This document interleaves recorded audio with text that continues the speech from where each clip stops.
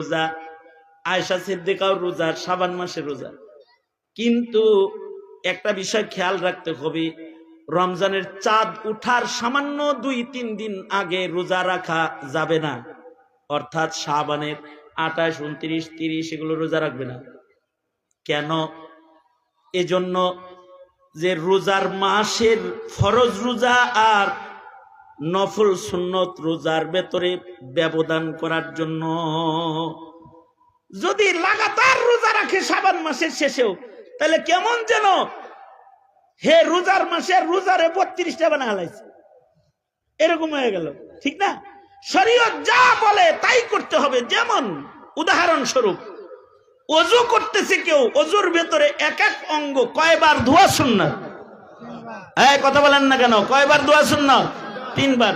বুজুর্গিতে হ্যাঁ কেউ যদি 4 বার 5 বার ধোয়া, আল্লাহর রাসূল বলেন ফাকাদ জালামা, ও জুলুম করছে, ও সীমা লঙ্ঘন করেছে। 3 বারই ধুবে। আমার সুন্নাত 3 বারই, এটা 4 বানানোর কোনো দরকার নাই। বুজুর্গদের আরো ধুইছে 4 বার 5 বার, দরকার নাই, 3 বারই ধোও তুমি, 3 বারই সুন্নাত।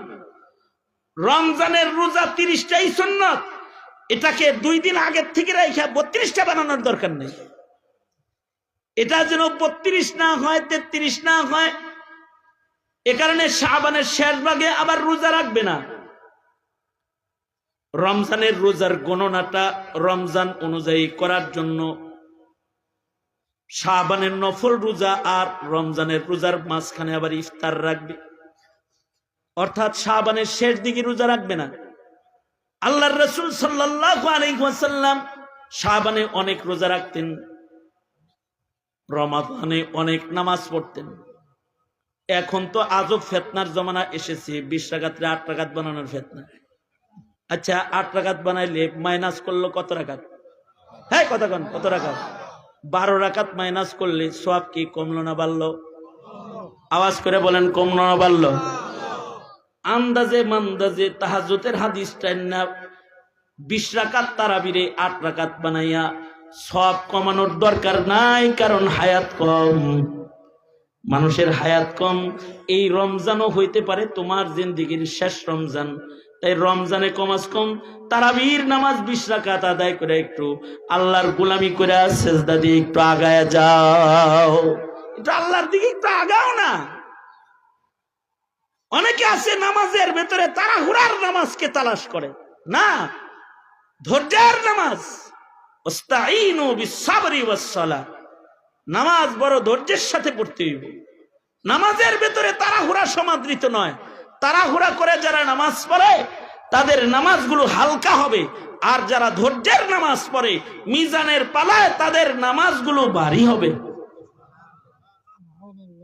বুলেট তারাবি তালাশ করে, বুলেট তারাবি মানে খালি ঠু ঠু ঠু ঠু, মানে রুকু সেজদা ধুমধাম দিয়া মোটামুটি আধা ঘন্টার ভিতরে নামাজ ফিনিশ করে কারা?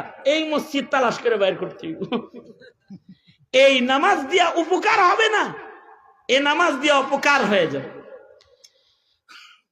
একটা মাস ইবাদতের লিগে আল্লাহ দিছে, রোজার মাস সামনে আসতেছে, এই মাসটা ইবাদতের জন্য আলোক করে ফেলান। নিজেরাও ইবাদত করব, সন্তানদেরকেও ইবাদত করাবো, কিন্তু রোজার মাস ইবাদত করে টইরা শাওয়ালের চাঁদ ওঠার সাথে সাথে যেন ইবাদত আবার বেঁচতে চলে না যায়। রমজানের ধারাবাহিকতা সারা মাস যেমন রেখেছেন, ঠিক ওইভাবে রমজানের পরেও ইবাদতের পরিবেশকে ধরে রাখার মেহনত করা। যদি ইবাদত বন্দিগির পরিবেশ ধরে রাখা যায়, সমাজ সুন্দর হয়ে যাবে, গুণামুক্ত সমাজ হয়ে যাবে, অপরাধ মুক্ত সমাজ হয়ে যাবে।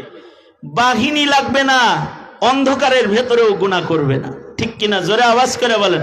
অন্ধকারের ভেতরেও গুনাহ পাপাচার করতে পারবে না, যে সমাজ নামাজি হয়ে যাবে। সুতরাং ঘরের সন্তানদেরকে নামাজ শিখাইবেন। বুড়া বয়সে নামাজ ঠিক করার জন্য চিল্লায় চলে যান, ইজতেমা চলছে, সিলেটের 3, 4, 5 ইজতেমায় শামিল হন, নামাজ শিখেন। দাওয়াত ও তাবলীগে গেলে পরে ঈমান শিখায়, নামাজ শিখায়। বান্দার জিন্দেগীর সবচেয়ে বড় সম্বল হলো তার ঈমান।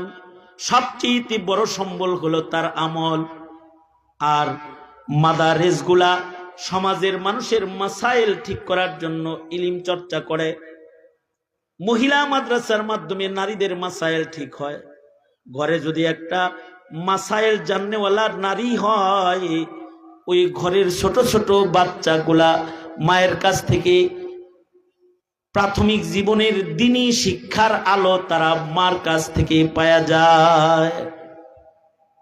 এইটাও আমাদের দেশের জন্য একটা রহমত যে আমাদের দেশে পুরুষের মাদ্রাসার পাশাপাশি মহিলাদের দিন শিক্ষার আয়োজন আছে।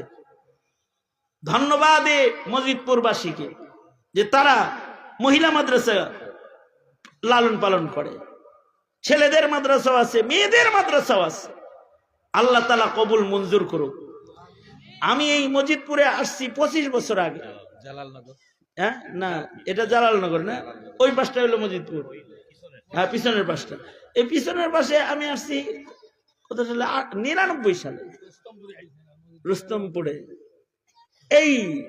এই যে এই এলাকার মানুষের সাথে, এই যে আমাদের আব্দুল বারী ভাই রুস্তমপুরি হুজুর, ওই যে কি বলে মোস্তাক আহমদ রুস্তমপুরি হুজুরের মাদ্রাসা, দেখ এক পুরানা সম্পর্ক আপনাদের সাথে পায়ে হাত দিয়ে বলে যাই। সেটা হলো সন্তানদেরকে নামাজি বানান, ওরা অপরাধ জগৎ থেকে দূরে চলে যাবে। ঠিক কিনা? জোরে আওয়াজ করে বলেন। এটা তৈয়ার আছেন না ইনশাআল্লাহ? যদি তৈয়ার না থাকেন তাহলে সন্তানরা কিন্তু নাস্তিকতা আস্তিকতা এর ব্যবধান বুঝবে না। এর ব্যবধান যদি না বুঝে তাহলে সমাজে বাতিল প্রতিষ্ঠা পেয়ে যাবে। ধন্যবাদ দিয়ে শেষ করতে পারবেন না মৌলবীদেরকে, দাওয়াত তাবলীগওয়ালাদেরকে, পীর মাশায়েখদেরকে। নাস্তিকতা আস্তিকতার ব্যবধান শিখাইছে, দিনদারি আর ইমানদারি আর কুফুরের ব্যবধান শিখাইছে। বিদায়ী 5 তারিখে হাসিনা যাওয়ার সাথে সাথে 24 ঘন্টার ভেতরে দেশটা মূর্তি মুক্ত হয়ে গেছে। এর একটা মূর্তিও কোনো আলেম ভাঙে নাই, সব ইব্রাহিমের ছেলেরা ভাঙছে। ইব্রাহিমের সন্তানরা, স্কুল কলেজের সন্তান।